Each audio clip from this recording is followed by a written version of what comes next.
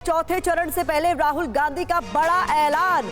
राहुल गांधी ने कहा इंडिया गठबंधन की सरकार बनी तो भर्ती भरोसा स्कीम लेकर आएंगे। राहुल ने कहा कि स्कीम के तहत 30 लाख युवाओं को रोजगार देंगे। 15 अगस्त तक 30 लाख युवाओं को रोजगार देने का बड़ा वादा राहुल गांधी की ओर से कर दिया गया है। 4 जून को इंडिया गठबंधन की सरकार आ रही है, यह बड़ा दावा भी किया गया। सुनिए जरा।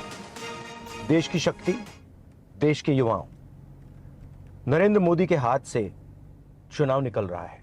वो स्लिप कर रहे हैं और हिंदुस्तान के प्रधानमंत्री नहीं बनेंगे। उन्होंने डिसीजन ले लिया है कि अगले 4-5 दिन में आपके ध्यान को भटकाना है, कुछ ना कुछ ड्रामा करना है। आपके ध्यान को भटकना नहीं चाहिए। बेरोजगारी सबसे बड़ा मुद्दा है। नरेंद्र मोदी जी ने आपको कहा था कि 2 करोड़ युवाओं को रोजगार देंगे, झूठ बोला। नोटबंदी की, गलत जीएसटी लागू की और सारा का सारा काम अदानी जैसे लोगों के लिए किया है। हम भर्ती भरोसा स्कीम ला रहे हैं। 4 जून को इंडिया गठबंधन की सरकार आ रही है। 15 अगस्त तक भर्ती भरोसा स्कीम में 30 लाख युवाओं को रोजगार देने का काम शुरू हो जाएगा।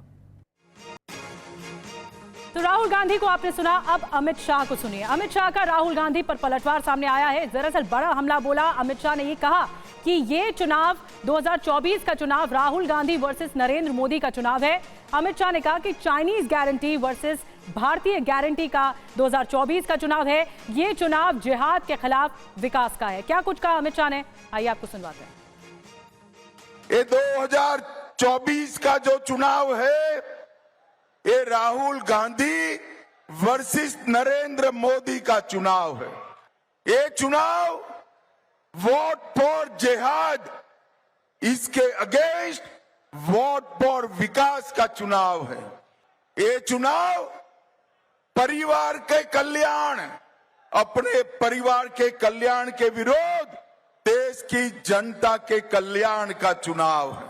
भाई और बहनों, ये चुनाव राहुल गांधी की चाइनीज गारंटी के खिलाफ मोदी जी की भारतीय गारंटी का चुनाव है।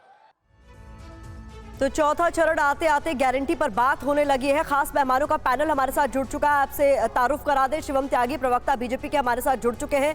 रितु चौधरी प्रवक्ता है कांग्रेस की, हमें ज्वाइन कर चुकी हैं। प्रोफेसर धर्मेंद्र यादव समाजवादी पार्टी के प्रवक्ता है, हमारे साथ जुड़ गए। और आकुश श्रीवास्तव जी वरिष्ठ पत्रकार है, आप भी हमारे साथ जुड़ गए। सबसे पहले शिवम, चौथा चरण आते आते ही सही, इस बात की एक तसल्ली है और इस बात की एक खुशी भी है कि जनता के सरोकार पर बात होने लगी। वो मुद्दे जो वाकई में मायने रखते हैं उन पर बात होने लगी। बात गारंटी की होने लगी। अच्छी बात है। मैं तो मानता हूँ कि गारंटी की बात होनी चाहिए, वो जनता के सरोकार के मुद्दे जो है उनकी बात होनी चाहिए। लेकिन ये बात कब से नहीं होगी, आप मुझे बताइए। ये तो इंदिरा जी के समय से हो रही है, गरीबी हटाओ, गरीबी हटाओ, गरीबी हटाओ, सरोकार की बात है। लेकिन सरोकार की बात कितना पूरा हुई है देश में?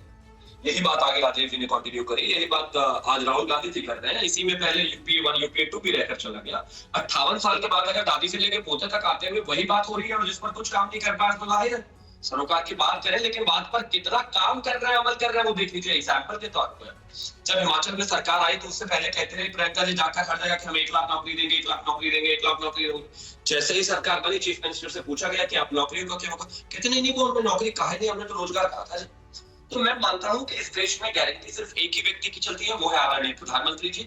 जहां तक बात कांग्रेस की है, मैं मानता हूं कि जाहिर है जब इनको फुर्सत मिल जाए वोट जिहाद से, जब इनको फुर्सत मिल जाए वेल्थ रिडिस्ट्रीब्यूशन के काम से, जब इनको ये अपीसमेंट और इन तमाम चीजों से फुर्सत मिल जाए, तो हाँ, देश के आम आदमी की जो परेशानियां हैं, जो दिक्कतें हैं, उन तक भी नजर पहुंचे तो बेहतर है। वरना वोट जिहाद में लगे, इससे बाहर निकल ही नहीं। इनकी गारंटी मतलब चाइनीज गारंटी, इसकी कोई गारंटी है ही नहीं टिकने की। ठीक है, बड़ी बात कही शिवम आपने। रितु चौधरी, मैं आपके पास आ रही हूँ। डंके की चोट पर कहा जा रहा है अमित शाह की ओर से कि आपकी गारंटी चाइनीज गारंटी है और ये चुनाव राहुल गांधी वर्सेस नरेंद्र मोदी का चुनाव है। देखिए, बिल्कुल ये चुनाव जो है ये जो है आने वाला भविष्य तय करेगा। और आने वाला भविष्य जो है कि नरेंद्र मोदी जी अभी आने वाले समय प्रधानमंत्री नहीं बनने वाले हैं।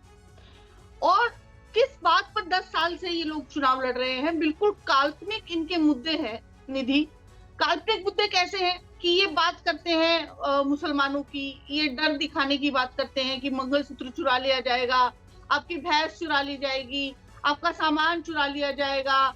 इस तरह की आप जर्नलिस्ट हैं, आप इतने बड़े नेशनल चैनल पे बैठे, आप खुद बताइए क्या ये इस तरह का कुछ इस देश में है या पिछले 70 साल में कभी था? कभी भी इस तरह की कोई समस्या रही है? ठोस मुद्दों पर ये लोग बात नहीं करते हैं। अगर हम बात करते हैं रोजगार की बात करते हैं, हम बात करते हैं कि 30 लाख पद खाली क्यों पड़े हैं, इनके पास कोई जवाब नहीं होता। इनके पास वही मांस मछली और भैंस का मुद्दा है। हम जब बात करते हैं महिला सुरक्षा की, तब इनके पास कोई बात नहीं होती है। उल्टा इन्हीं के इनके जो साथी है, जो मोदी का परिवार है, वो पूरा जो है बलात्कारियों का भरा हुआ है। जब हम बात करते हैं कि 20,000 करोड़ किसके हैं, उस पर ये जो है बात नहीं करते हैं, बिल्कुल भी उस पर जवाब देने को तैयार नहीं, आज तक भी जवाब नहीं दिया।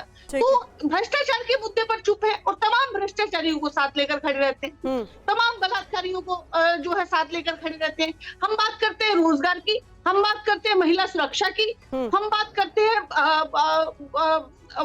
महिलाओं को जो है